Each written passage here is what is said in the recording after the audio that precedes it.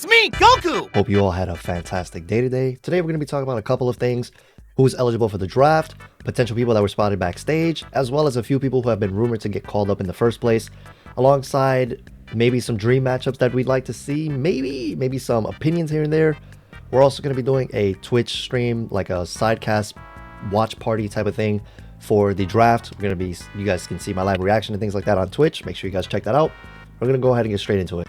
So with night one being tonight, WWE have revealed a list of superstars who are eligible for each night of the draft, starting with SmackDown. Your list as follows: you have Becky, Bianca, Bobby, Candice LeRae, Chelsea Green and Sonya, Cody Rhodes, Damage Control, which means they're all going to be together, which is great, Dexter Lumis, Dolph Ziggler, Drew, Edge. Hit Row being together is fantastic. Imperium staying together, again, fantastic.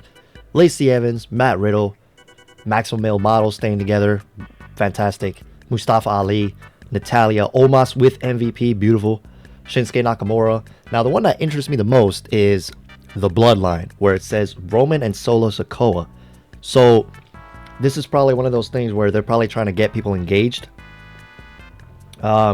because they don't have the Usos listed on this. There's a plethora of different variables that they're trying to convey here. It could be something along the lines of them just wanting more eyes on the product, you know what I mean? Or they may actually split up the Bloodline and maybe they'll finally have Solo snap on the Usos.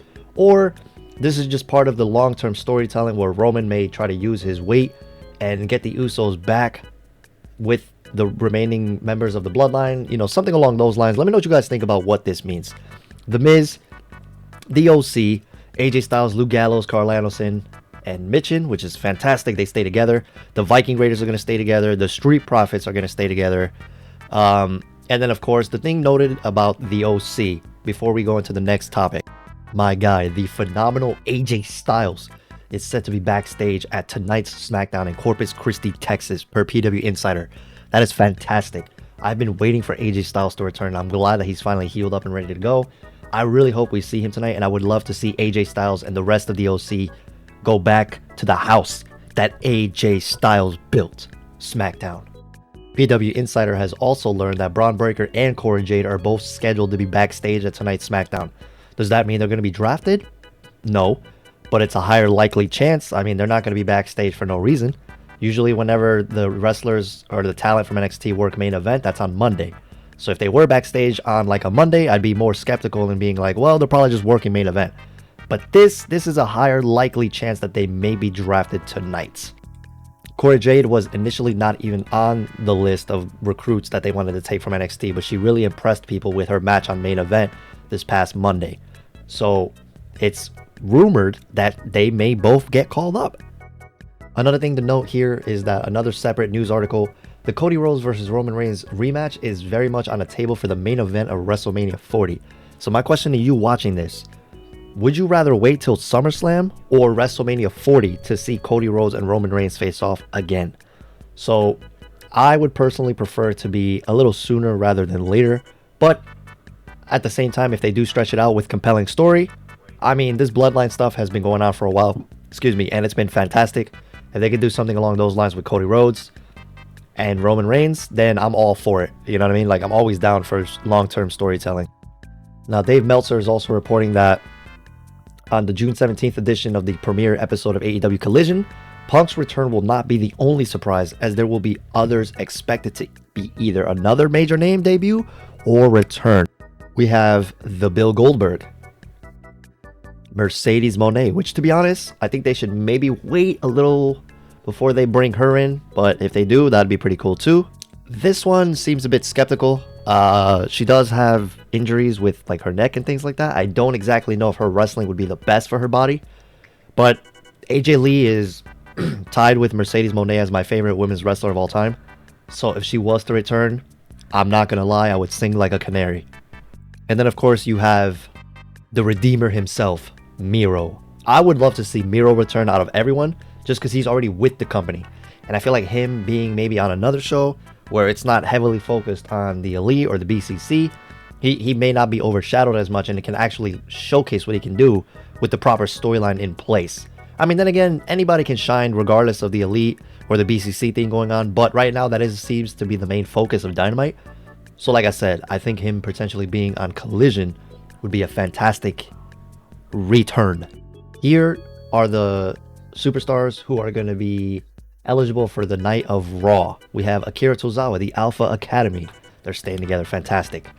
Asuka, Theory, Corbin, Braun Strowman, and Ricochet being together is weird. Brock Lesnar, which we all know he does whatever he wants anyway. So them making him eligible is pretty funny to me. Bronson Reed. Another thing interesting here is no Bray Wyatt. So maybe it's because they don't include people who are injured. Because I haven't seen Alexa Bliss on this list either. But in any case, let's keep it going. We have Cedric and Shelton, formerly known as the Hurt Business. We have Charlotte Flair. Charlotte Flair I could definitely see going to Raw and feuding with Bianca. Dana Brooke, Elias, Emma, Johnny Gargano. It's weird that they had Dexter Lumis and Candice on night one. I hope they don't separate Johnny, Candice, and Dexter, because if they want to reform the way with Indy eventually when she gets healed up. And then of course we have the Judgment Day, Karrion Kross and Scarlett together. Kevin and Sami Zayn are staying together, it looks like. I would assume whatever brand they go to, they will probably drop the titles of the other brand, the way that Triple H is doing with the World Heavyweight Championship, where the World Heavyweight Championship will go to either Raw or SmackDown, opposite of where Roman Reigns goes. We also have LA Knight, yeah, Liv and Raquel, since they're tag champs, makes sense. Los Lotharios, LWO, so that includes Santos Escobar, Rey Mysterio, Cruz del Toro, Joaquin Wilde, and Zelina Vega. That's fire. Nikki Cross, Piper Niven, Rhea Ripley, and since she is technically right now SmackDown Women's Champion, it's weird that she's not being seen as part of the Judgment Day. That's very concerning. I hope that this list is wrong. Anyways, Rick Boogs, Riddick Moss is now no longer Madcap, Ronda and Shayna Baszler, Seth Rollins, Shotzi. Speaking of Seth, I would love to see him go to SmackDown too. Tamina, Tegan Nox, the Brawling Brutes. So it looks like they're keeping Sheamus, Ridge, and Butch together. The New Day. No sign of Big E here. Now, there was a rumor that he may actually show up on SmackDown tonight. Big E is, by the way. I don't know how accurate that is. I just saw it on an article on WrestlingNews.com. Trish Stratus, Xia Li, and other superstars of NXT. So we're going to go ahead and see who else from NXT could be coming over. One other thing that should be noted about tonight's draft, and it's something that they're doing old school, is fantastic, is that Raw and SmackDown are going to have draft room setups for night one of the draft. I'm assuming they're going to do it for night two as well. And they will also have a podium set to be featured as well. Now, I hope that they have, since they're going to have this draft rooms, that they have this, they show the superstars' reactions, like that time Undertaker got drafted and he flipped that table over. Yeah, dude, that time he got drafted, I was dying. He was going to Raw and Ric Flair chose him and he was like, what? So I want to see more stuff like that. Like, I know Teddy Long is scheduled to be backstage too. I hope they do something with that. I think that'll be hilarious. But yeah, like, we need to see reactions like that. It'll be funny. Like, if Roman winds up getting drafted to Raw, like, I want to see some wild stuff. Cameron Grimes is another name that has been selected as far as being considered for call-up. And here's the per WRKD Wrestling, which I don't know how valuable or reputable they are, but one name being rumored to return is Big E, like I said earlier. Joe Gacy is another potential call-up for the upcoming draft. Pretty Deadly are also a pretty heavily considered team here to get called up as well. We also have Roxanne Perez being considered. There was Ilya Dragunov, Tyler Bate, Andre Chase, if you guys saw the tweet in my last video. Could also see JD McDonough. I don't know why Kiana James would be on this list. I don't think she's ready yet. I mean, she is doing solid, but I don't know. Kaden and Katana would make sense as well.